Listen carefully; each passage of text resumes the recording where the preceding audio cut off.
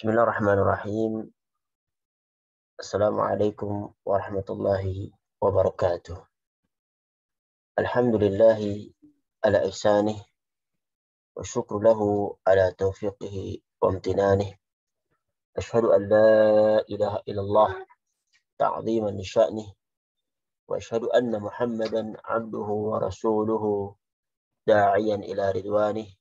Salawatullahi alaihi wa ala alihi wa ashabihi wa ikhwanih. قال تعالى يا أيها الذين آمنوا اتقوا الله حق تقاته ولا تموتن إلا وأنتم مسلمون. Al-ayah. Amma ba'du. Segala puji bagi Allah Subhanahu wa taala yang telah memudahkan kita untuk sama-sama berkumpul di majelis ilmu ini untuk sama-sama belajar mentadaburi Al-Qur'an. Dalam hal ini di kajian kita, kajian juz 30. Dan pada kesempatan kali ini kita akan membahas bersama tafsir ringkas untuk surat Al-Qari'ah. Mudah-mudahan Allah Subhanahu wa taala masukkan kita ke dalam sebaik-baiknya ummah yang masuk di sabdanya beliau sallallahu alaihi wasallam, khairukum man ta'allama al-Qur'ana wa 'allamah. Sebaik-baik kalian adalah yang mempelajari Al-Qur'an dan mengajarkannya.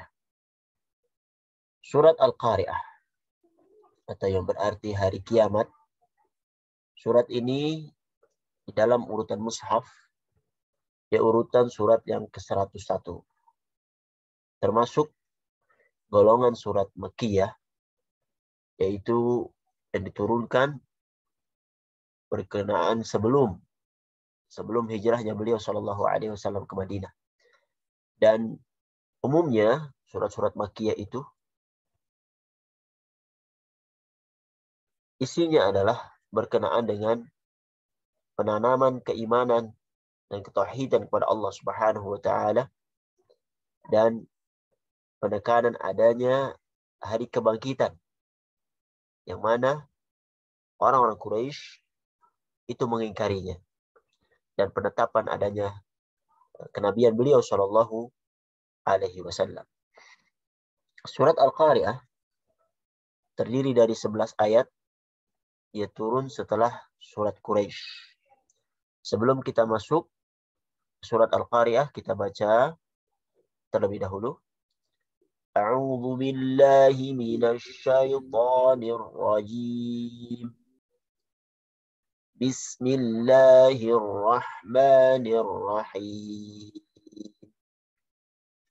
Al-Qari'ah. Mal Qari'ah.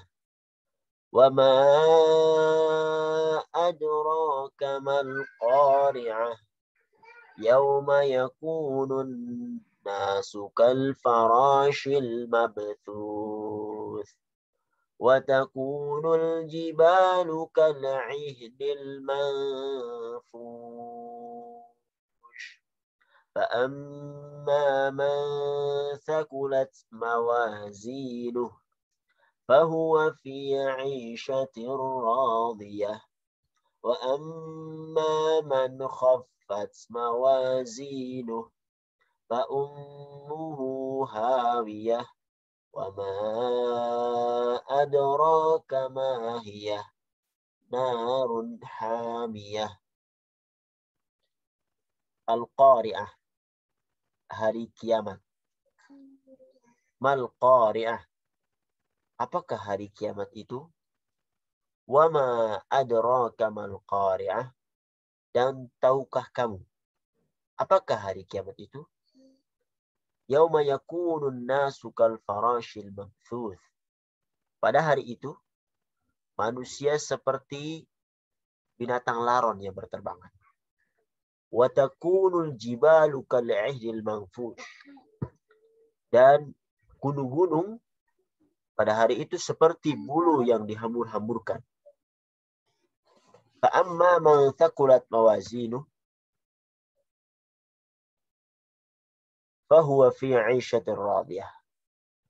Maka adapun orang-orang yang thaqulat mawazinu, yang berat timbangan kebaikannya, fahuwa fi 'ishatir radiyah. Maka dia berada dalam kehidupan yang memuaskan atau senang. Wa amma man khaffat mawazinu, dan adapun orang yang ringan timbangan kebaikannya, fa ummuhu hawiyah, maka tempat kembalinya adalah neraka hawiyah. Wa ma adraka ma hiya, dan tahukah kamu apakah neraka hawiyah itu? Narun hamiyah, yaitu api yang sangat panas. Para hadirin yang dirahmati oleh Allah Subhanahu wa taala, surat Al-Qari'ah Allah Subhanahu wa taala turunkan kepada nabinya sallallahu alaihi wasallam yang membahas hari yang sangat dahsyat, yaitu hari kiamat. Hari yang sangat menakutkan. Hari yang dengannya Allah Subhanahu wa taala mengganti dunia ini dengan dunia yang lain.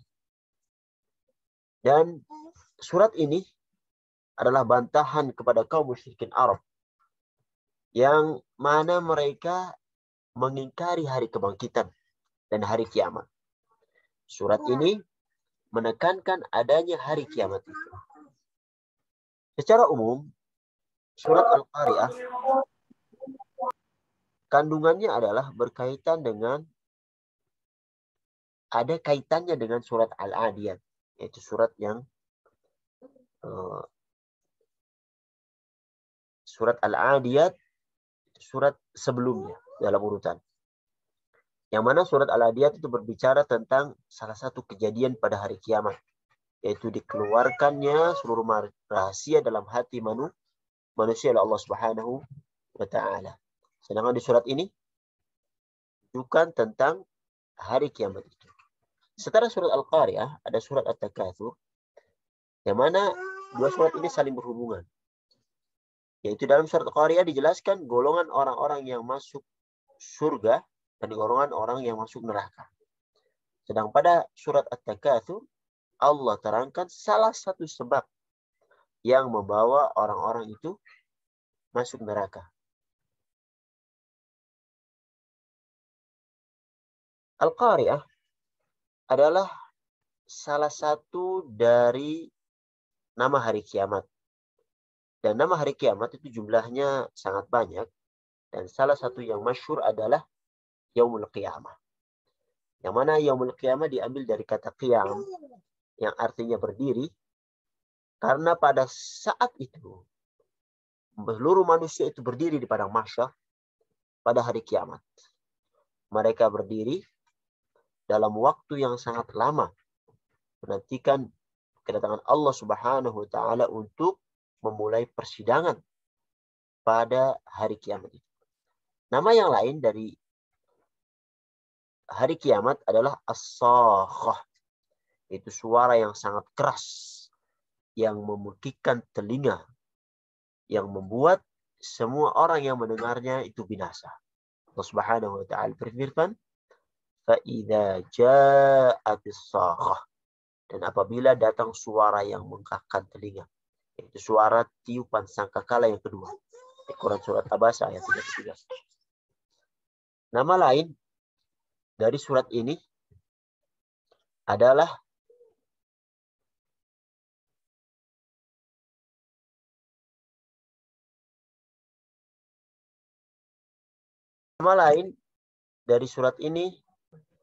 adalah At-Tamah, itu bencana yang besar. Yaitu sebuah bencana yang meliputi segala sesuatu sehingga tidak ada yang selamat dari bencana tersebut. Ya, dan hari kiamat semuanya tidak ada yang selamat. Nama yang lain adalah Al-Ghasyiyah, yaitu menutupi. Karena bencana tersebut, yaitu hari kiamat, itu menutupi dan meliputi semuanya. Semuanya itu hancur.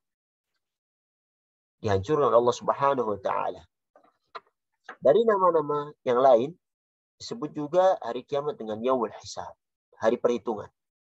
Karena manusia Pada hari itu dihisab oleh Allah Subhanahu wa taala, disidang dengan persidangan yang sangat ketat, yang tidak ada seorang pun bisa lari dari persidangan Allah Subhanahu wa taala.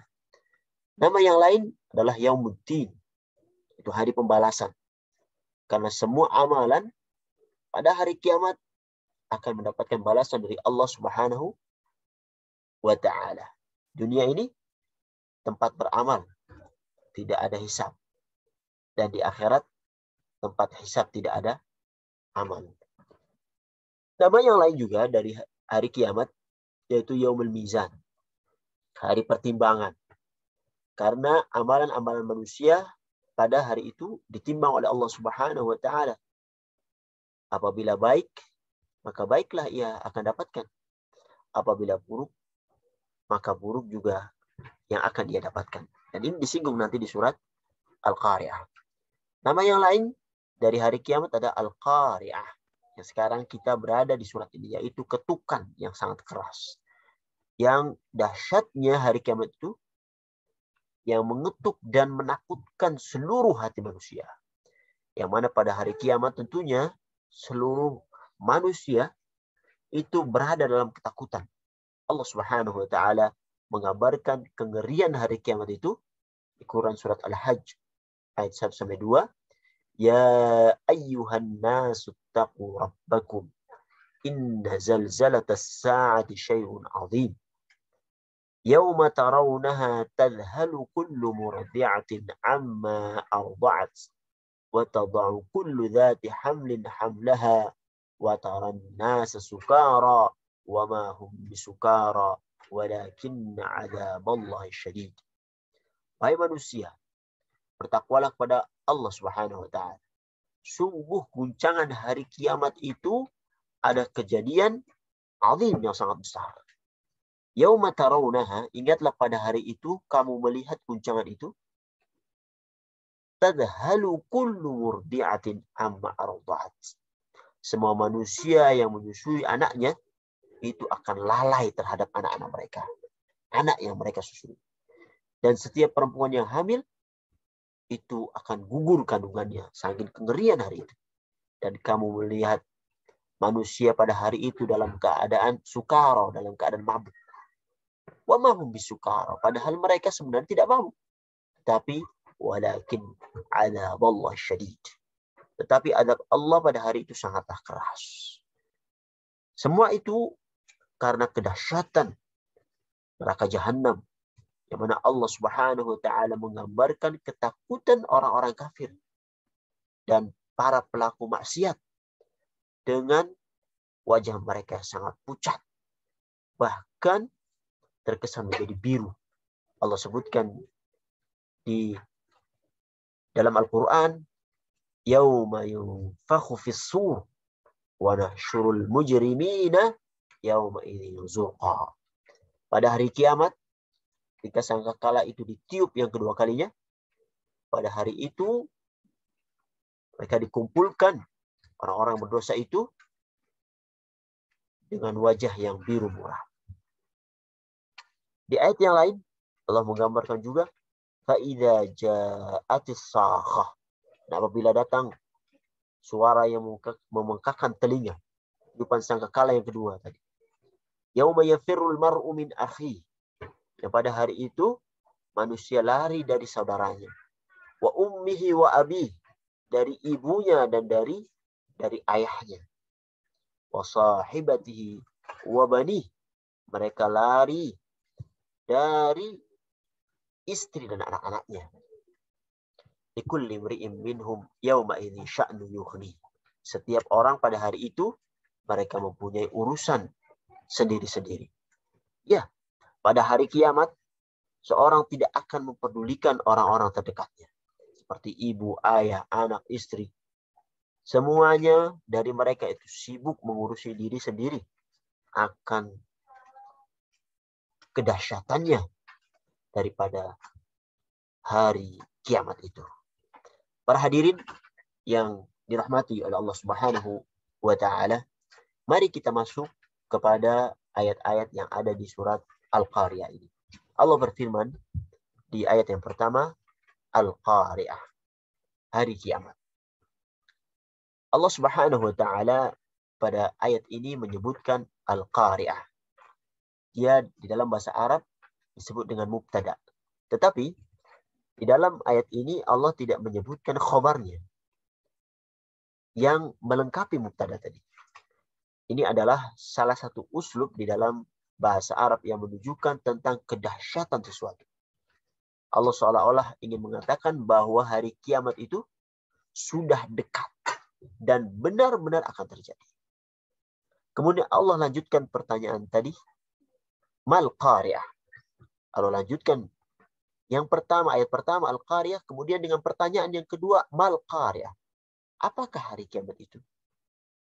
Seolah-olah Allah kembali menyebutkan kata untuk menguatkan ayat yang pertama.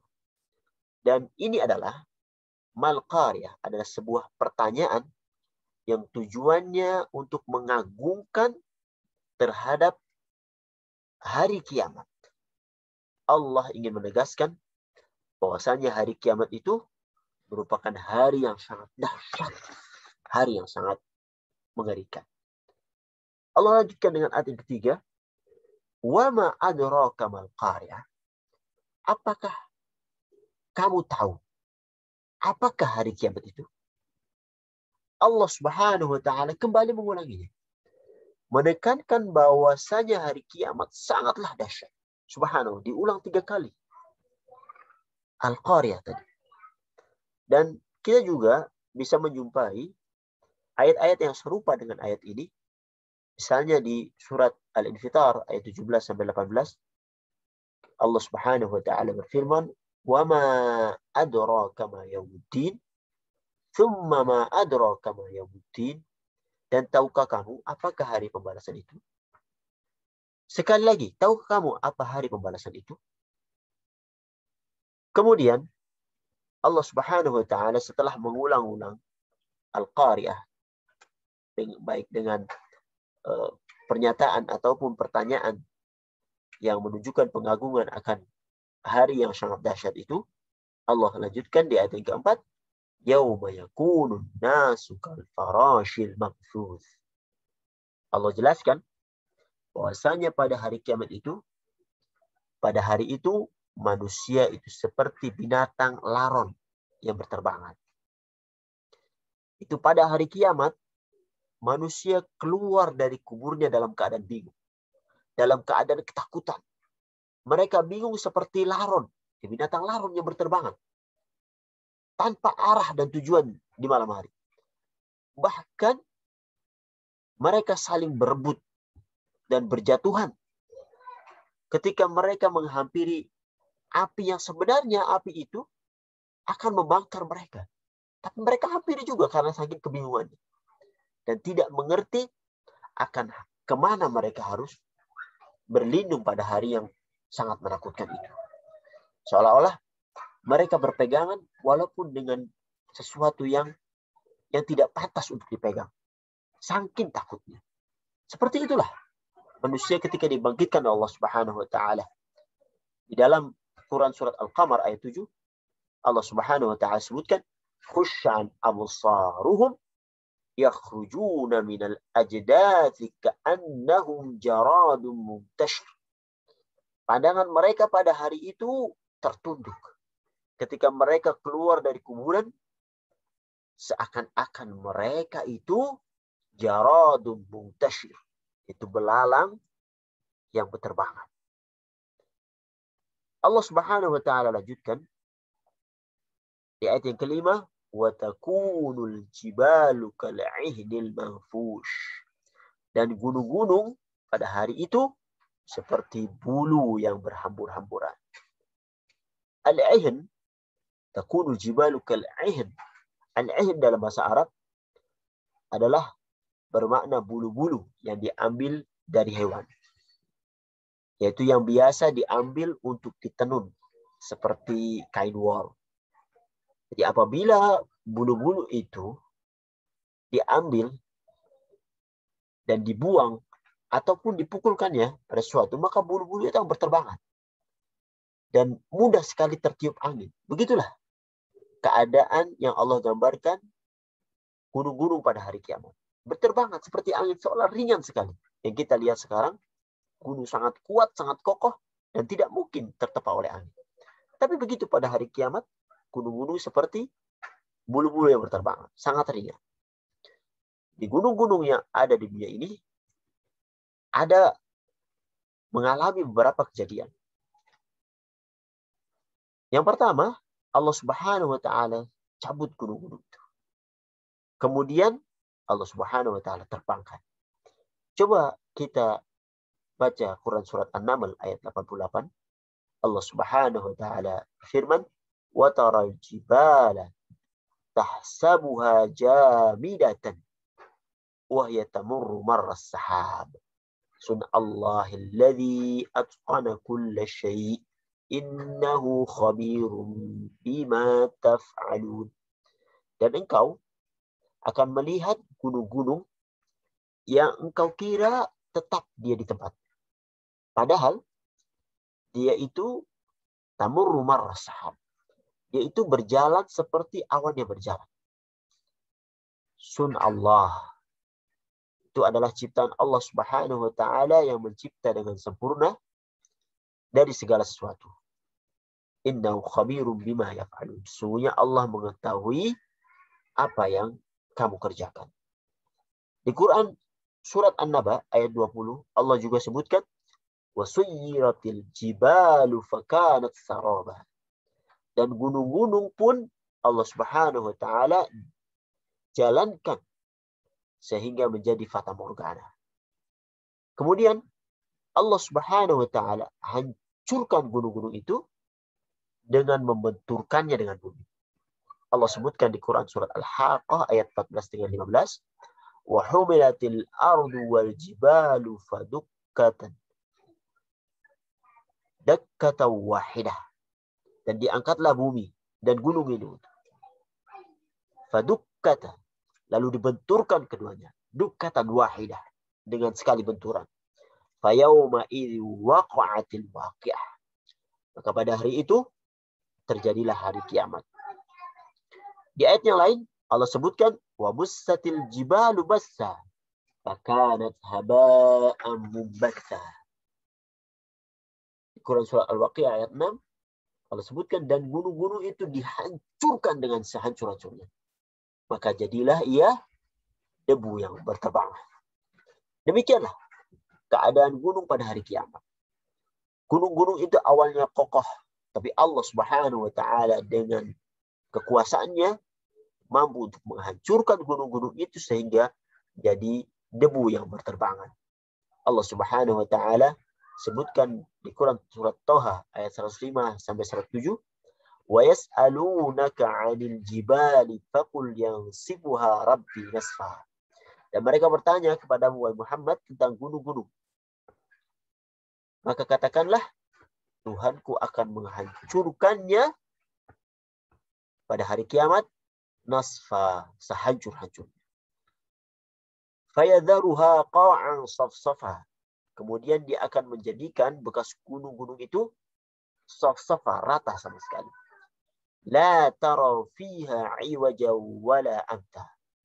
Sehingga kamu tidak akan melihat lagi ada tempat yang rendah dan tempat yang tinggi di sana. Menjadi rata. Jadi bumi yang sekarang kita tempati, yang berbentuk bulat, nanti pada hari kiamat Allah Subhanahu wa Ta'ala akan ubah menjadi datar untuk jadikan padang mahsyar, yang mana di sana manusia akan berkumpul untuk menunggu yaumul hisab, hari perhitungan, untuk menunggu hari persidangan, yang untuk selanjutnya mereka akan menjumpai yaumul mizan, yaitu hari perhitungan amal-amal. Para hadirin yang dirahmati oleh Allah Subhanahu wa Ta'ala, kemudian Allah Subhanahu wa Ta'ala lanjutkan di ayat yang ke-6, "Fa'amma man thaqulat mawazinuh." Maka adapun orang yang berat timbangan kebaikannya. Di sini Allah Subhanahu wa Ta'ala mulai menyebutkan tentang mizan, yaitu tentang timbangan yang nanti akan digunakan untuk menimbang amal-amal kebaikan manusia.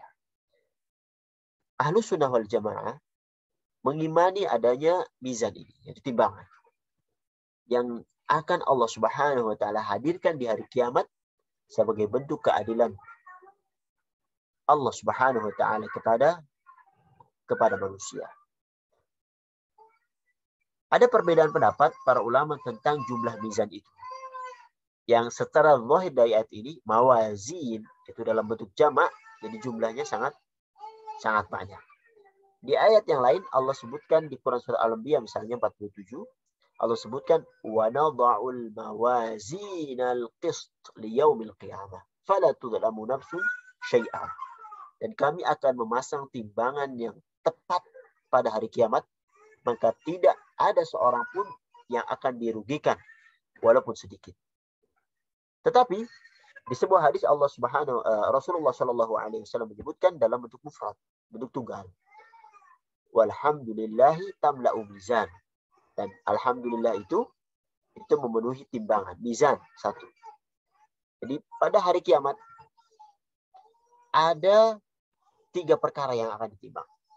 Yang pertama, amalan soleh. Yang kedua, pemilik dari amalan soleh itu. Dan yang ketiga, buku catatan amalannya. Mengenai amalan soleh ini, ada banyak dalil yang menunjukkan tentangnya, seperti sabda Nabi Shallallahu Alaihi Wasallam, at-tuhuru syatrul iman, walhamdulillahi tamla'ul mizan. Bersuci adalah sebagian dari iman, dan kalimat alhamdulillah itu memenuhi mizan. Di hadis yang lain, beliau Shallallahu Alaihi Wasallam sebutkan, ma min syai'in athqalu fil mizan min husnil khuluq. Tidak ada sesuatu yang lebih berat di timbangan daripada akhlak mulia. Inilah dalil bahwasanya amalan soleh itu ditimbang. Kemudian hal yang kedua yang ditimbang adalah pemilik daripada amalan soleh itu. Ini terdapat di dalam sebuah hadis yang menyebutkan tentang kecilnya betis Abdullah bin Mas'ud. Yang mana pada hadis itu disebutkan bahwasanya Nabi ketika menginginkan kayu siwak, maka beliau radhiyallahu an menaiki sebuah pohon yang rantingnya nanti akan digunakan untuk bersiwak.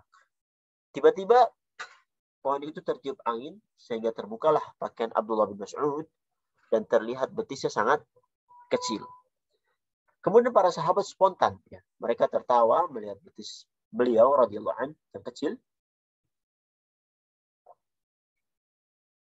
Tetapi Nabi Shallallahu Alaihi Wasallam malah memarahi mereka dengan bertanya, mengapa kalian tertawa? Mereka menjawab, wahai Nabi Allah, kami tertawa karena melihat kecilnya betis daripada Abdullah bin Mas'ud. Nabi Shallallahu Alaihi Wasallam menyebutkan, demi zat yang jiwaku berada di tangannya, sesungguhnya kedua betis itu, yaitu betisnya Abdullah bin Mas'ud, lebih berat daripada gunung Uhud di timbangan. Subhanallah. Di hadis yang lain, beliau Shallallahu Alaihi Wasallam menyebutkan, innahu la ya'ti ar-rajulu al-'azimu as-saminu yawm al-qiyamah la yazinu indallahi janaha ba'udah. Sesungguhnya pada hari kiamat akan datang seorang yang gemuk, tetapi timbangannya di sisi Allah Subhanahu wa taala tidak melebihi daripada berat sayap seekor larat. Kemudian beliau membaca ayat, fala nuqimu lahum yawmal qiyamati wazna. Dan kami tidak menilai timbangan mereka sama sekali pada hari kiamat. Quran surat Al-Kahfi ayat 105. Itulah dalil tentang bahwasanya pelaku dari yang mengamalkan soleh itu, mereka juga ditimbang. Dan yang ketiga yang ditimbang adalah catatan amalan. Seperti yang ada di hadis bitaqah, hadis kartu, la ilaha illallah. Yang mana hadis itu berkisah tentang pelaku maksiat yang meninggal, tapi meninggal dalam keadaan bertauhid. Maka dosa-dosanya dimaafkan Allah Subhanahu wa taala. Rasulullah sallallahu alaihi wasallam bersabda, "Inna Allah azza wa jalla yastakhlisu rajulan min ummati ala ru'usil khalaiq yaumil qiyamah." Sungguhnya Allah memilih seorang dari umatku di hadapan seluruh makhluk pada hari kiamat. Fayanshuru alaihi tis'atan wa tis'ina sijillan. Kemudian Allah Subhanahu wa taala membukakan kepadanya 99 catatan amal. Kullu sijillin maddal basar. Setiap catatan itu sejauh mata memandang. Thumma yaqul lahu atunkiru min hadha syai'an adalamatka katabi al-hafidhun. Allah Subhanahu wa taala bertanya, apakah ada yang engkau ingkari dari semua hal ini? Apakah ada pencatatan malaikat itu yang menzalimu? Orang ini berkata, la ya Rabb. Tidak, wahai Tuhan. Allah berfirman, alaka udur aw hasanah. Apakah engkau mempunyai udur, alasan-alasan atau mempunyai kebaikan? Orang itu tercengang. Yaqul la ya Rabb. Aku tidak mempunyai kebaikan ataupun catatan kebaikan. Kebaikan ataupun udur. Kemudian Allah Subhanahu wa taala berfirman, bala innalaka indana hasanatan wahidah la dzulmal yawma alaik. Bahkan engkau sebenarnya itu mempunyai satu kebaikan di sisi kami. Karena tidak ada kezaliman terhadapmu pada hari ini. Kemudian dikeluarkan sebuah bitaqah, sebuah kartu yang tertulis asyhadu an la ilaha illallah wa anna Muhammadan abduhu wa rasuluh. Kemudian dikatakan ahdiruhu. Perlihatkan kepadanya. Perlihatkanlah kartu itu kepadanya. Fayaqul ya Rabb, ma hadhil bitaqah? Ma hadhi sijillat? Wahai Rabbku, apalah arti dari kartu ini, satu kartu ini dengan seluruh catatan amalan kejelekan ini? Dikatakan kepadanya, innaka la tudlam. Sungguhnya engkau itu tidak dizalim. Kemudian Nabi SAW bersabda, fatudau asijillat fi kaffah. Lalu diletakkan catatan-catatan amalan kejelekan itu di daun timbangan yang satu. Qal fatashat asijillat wa thaqulat al-bitaqah. Dan bitaqah tadi ditaruh di timbangan yang lain. Ternyata apa yang terjadi? Catatan-catatan itu ringan. Dan kartu itulah yang lebih berat. Jadi seluruh kejelekannya itu dibandingkan satu kartu tadi itu lebih berat karena la ilaha illallah Muhammad abduhu wa rasuluh. Wa thaqulat al-bitaqah. Dan kartu itu lebih berat daripada kejelekan-kejelekan ia lakukan. Wala yathqulu syai'un bismillahirrahmanirrahim. Dan tidak ada sesuatu yang lebih berat daripada nama Allah yang Maha Pengampun lagi Maha Penyayang. Itulah dalil bahwasanya catatan amal seorang juga akan ditimbang pada hari kiamat. Al-Imam Ibnu Qayyim mengomentari hadis ini mengatakan bahwasanya setiap orang yang bertauhid itu memiliki kartu ini, yaitu kartu la ilaha illallah. Akan tetapi tentunya kualitas setiap orang di dalam bertauhid itu berbeda-beda. Ada yang melakukan sholat tapi diazab di neraka jahanam. Ada yang bertauhid juga diazab karena kurang kuat tauhidnya. Adapun sahibul bitaqah ini adalah mereka yang melakukan maksiat, tetapi dia bertobat kepada Allah Subhanahu wa taala dan benar-benar bertauhid kepada Allah Subhanahu wa taala pada akhir hidupnya. Maka terjadilah dirinya itu husnul khatimah. Akhir yang baik. Sehingga dengannya ia meninggalkan seluruh kesyirikan, seluruh maksiat dan meninggal dalam keadaan bertauhid kepada Allah Subhanahu wa taala, sehingga tauhidnya tadi itu membakar seluruh maksiat yang pernah ia lakukan. Bukankah di dalam hadis qudsi Allah Subhanahu wa taala menyebutkan, ya ibna Adam, innaka law ataitani biqurabil ardi khataya. Wahai anak Adam, jika engkau mendatangiku dengan dosa sepenuh bumi, thumma laqitani la tusyriku bi syai'an la ataituka biqarabiha maghfirah.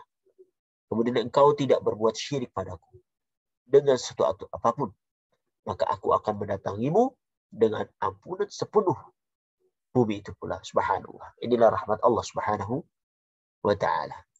Oleh karenanya, dari penjelasan di atas kita mengetahui bahasanya para ulama mengatakan meskipun yang ditimbang itu berbeda-beda, tapi semuanya akan kembali kepada amalan soleh.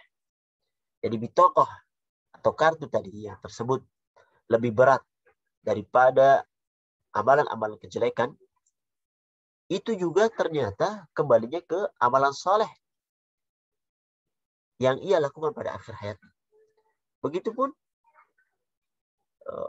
betis daripada Ibnu Mas'ud itu menjadi berat dikarenakan Ibnu Mas'ud melakukan amalan soleh yang membuat dirinya lebih mulia daripada betisnya yang kecil tadi. Jadi amalan soleh itulah yang membuat sesuatu menjadi berat di sisi Allah Subhanahu wa ta'ala. Para hadirin yang dirahmati Allah Subhanahu wa ta'ala, mizan atau timbangan pada hari kiamat itu memiliki dua sifat, yaitu sifat adil dan sifat detil. Allah sebutkan di Quran surat Al-Anbiya ayat 47, wa nadha'ul mawazin al-qista liyaumil qiyamah fala tudlamu nafsun syai'a wa in kana mithqala habbatin min khardalin ataina biha wa kafa bina hasibin. Dan kami akan memasang timbangan yang tepat pada hari kiamat. Maka tidak ada seorang pun yang dirugikan walaupun sedikit. Sekalipun hanya seberat biji sawi. Pasti kami akan datangkan pahala untuknya. Dan cukuplah kami yang membuat perhitungan.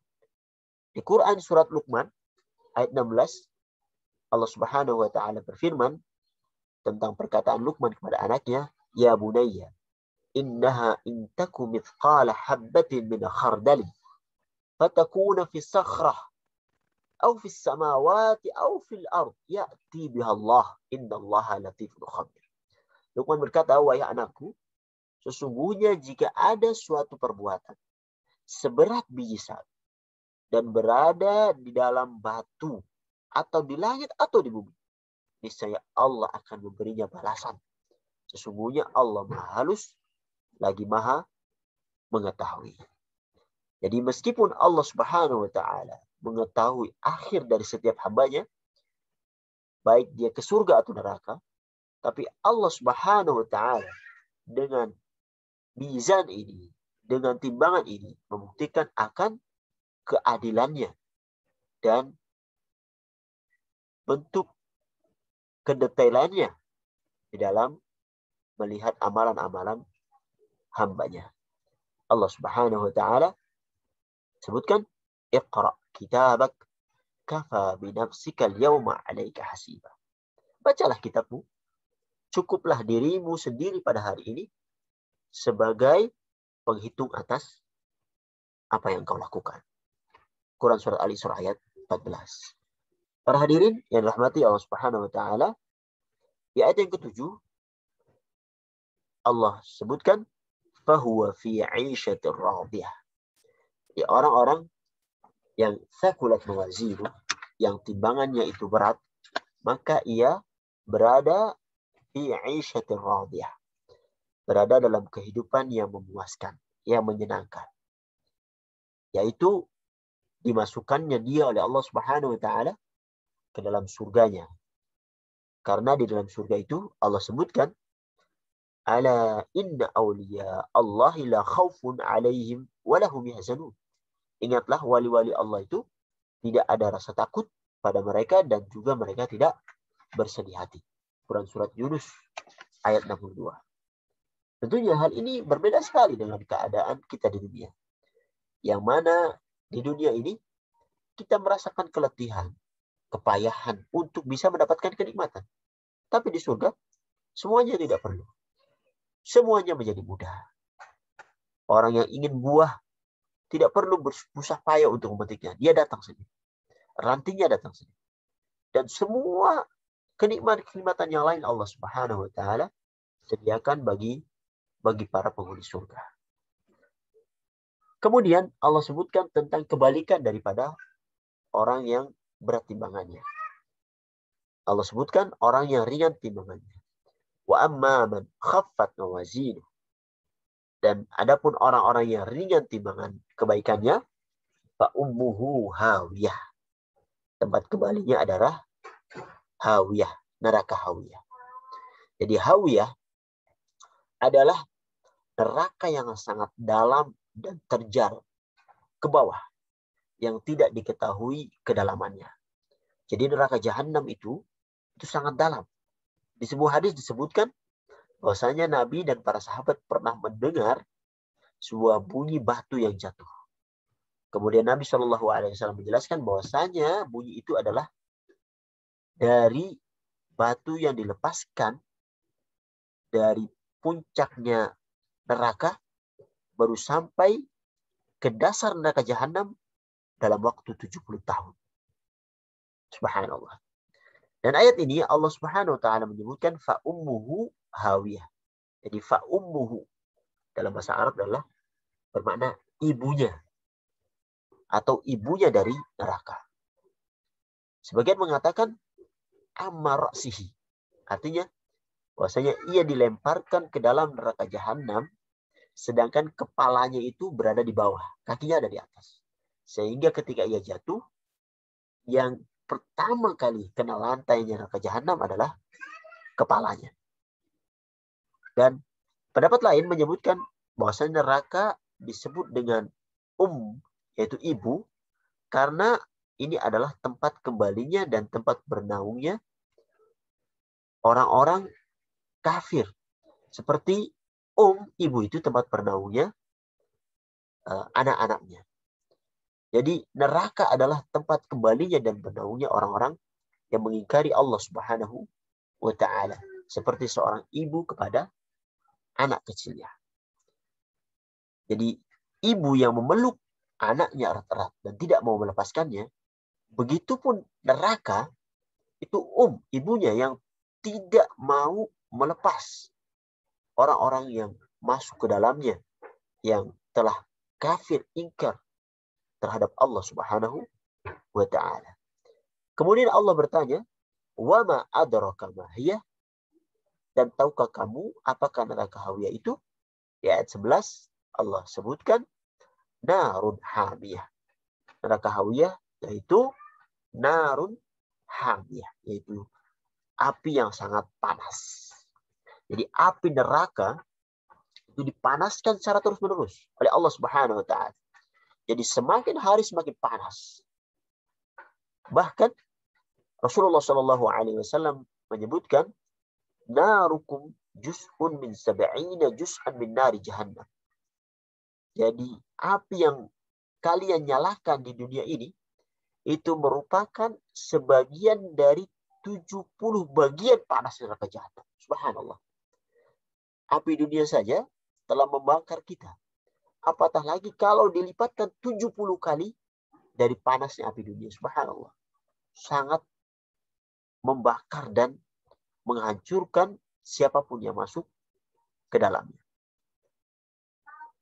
Ada banyak ayat yang menunjukkan akan panasnya api neraka. Allah sebutkan misalnya di Quran surat Al-Humazah ayat 6-7. Narullahil muqadah allati tattali'u 'alal afidah. Yaitu api adab Allah yang dinyalakan itu membakar sampai afidah, sampai hati. Karena saking panasnya, bukanlah organ-organ luar saja yang terbakar. Bahkan organ dalam seperti hati pun terbakar. Tapi tentunya mereka terbakar tapi tidak mati. Dan bisa disebutkan juga tidak hidup. Jadi tidak mati, tidak hidup. Thumma la yamutu fiha wa la yahya. Selanjutnya di sana mereka tidak mati dan tidak pula hidup. Jadi disiksa terus di dalam siksaan yang sangat luar biasa. Yang lain Allah sebutkan, innal ladzina kafaru bi ayatina sawfa nuslihim nara kullama nadhijat juluduhum baddalnahum juludan ghairaha liyadhuqul adzab innallaha kana azizan hakimah. Sesungguhnya orang-orang yang kafir dengan ayat-ayat Allah Subhanahu wa taala, kelak mereka akan dimasukkan ke dalam neraka. Setiap kulit mereka hangus, kami ganti dengan kulit yang lain supaya mereka merasakan azab. Sesungguhnya Allah Maha Perkasa lagi Maha Bijaksana. Subhanallah. Sungguh sangat mengerikan sekali tentang panas yang akan dirasakan orang-orang yang mengingkari Allah Subhanahu wa taala, dan mereka tidak akan pernah kuat untuk menanggungnya.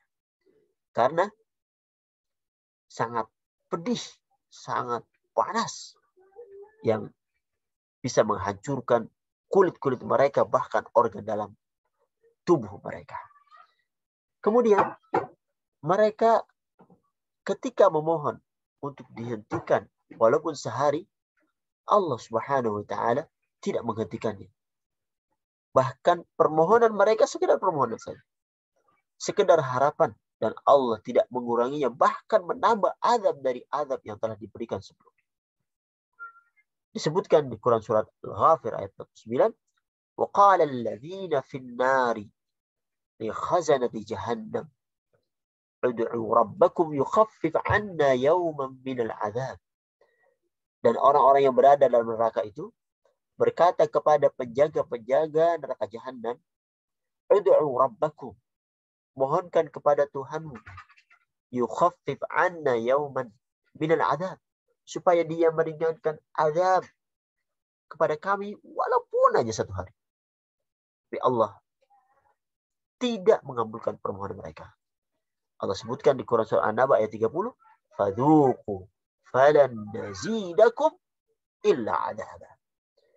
Karena itu rasakanlah, dan kami sekali-kali tidak akan menambah kepada kamu selain daripada adab.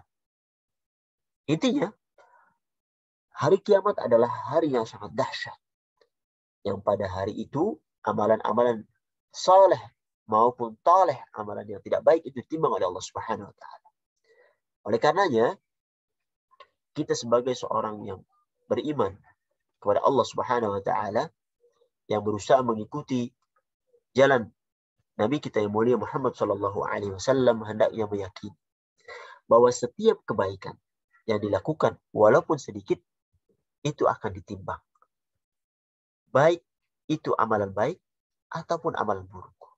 Oleh karenanya, seorang jangan pernah sekali-kali meremehkan amalan baik yang ia lakukan. Walaupun hanya menyingkirkan duri dari jalan. Walaupun hanya melakukan hal-hal yang sepele di pandangan manusia. Jangan sekali-kali dia coba-coba. Jangan sekali-kali dia remehkan amalan baik walaupun kecil. Begitupun sebaliknya. Amalan kejelekan jangan sekali-kali dia remehkan. Karena pada hakikatnya ketika ia bermaksiat bukan karena kecilnya maksiat itu, tetapi haruslah dia lihat dia maksiat kepada Allah Subhanahu wa taala yang Maha Agung. Dan bentuk pengagungan seorang kepada Allah Subhanahu wa taala adalah menghindari dari kemaksiatan walaupun itu kecil dalam pandangan manusia.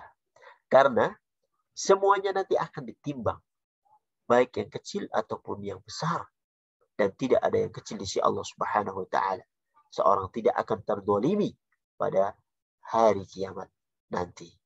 Mudah-mudahan yang sedikit ini bisa menggugah hati kita untuk selalu berhati-hati di dalam kehidupan ini.